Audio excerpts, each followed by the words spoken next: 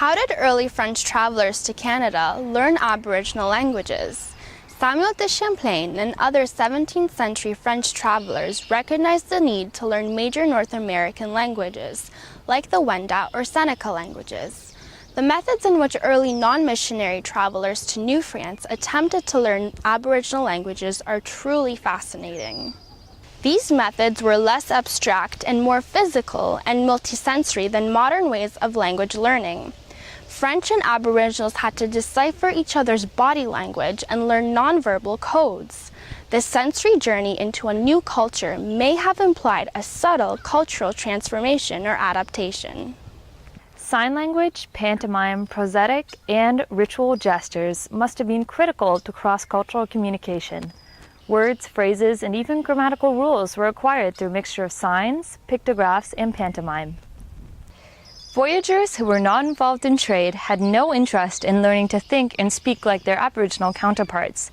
Many were undoubtedly unwilling to spend the time required to be fluent, although it appears that an introduction to the Algonquin language was an unwritten requirement for anyone wishing to settle in Quebec or Montreal. Still, there was a need for interpreters to learn not only the language, but to master mental and moral codes for deciphering Native acts, hopes, and fears. And likewise, some Aboriginals were sent to Europe by their own community leaders to learn European languages. Most European interpreters acquired their language skill by living among the Aboriginals as teens or in their early 20s, where learning was informal. The native language would have been acquired quickly because of the isolation and total immersion, becoming a means of survival in the village rather than a pastime or a duty. However, French interpreters who were placed in native villages were never meant to forget their civic duty or their native tongue. Some of the best interpreters were those who were captured in various conflicts. They would then be adopted and schooled. That's exactly what happened to Louis Thomas Chabert. He was captured by the Senecas in the 1680s and would later help with the Franco-Iroquois peace treaty of 1701. Another group of individuals who sought fluency in Aboriginal languages were early traders.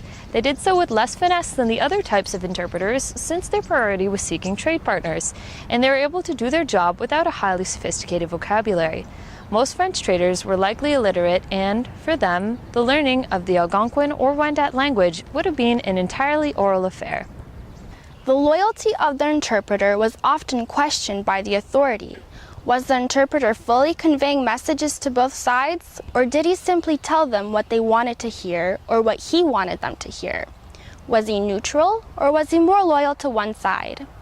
Aboriginals, having no written language, believed in the inviolability of the spoken word. They themselves assumed honesty and therefore thought others were transparent as well. This is a critical component to consider, as Europeans could have understood this expectation and subsequently abused it in their interactions with Aboriginal peoples. Languages are extraordinarily important in 17th century New France. Linguistic contacts between French travelers and major Aboriginal peoples, like the Wendat, the Algonquins, or the Senecas, created an entirely new awareness of the complexity of the language learning process and the absolute need for translation in a reconfigured North America.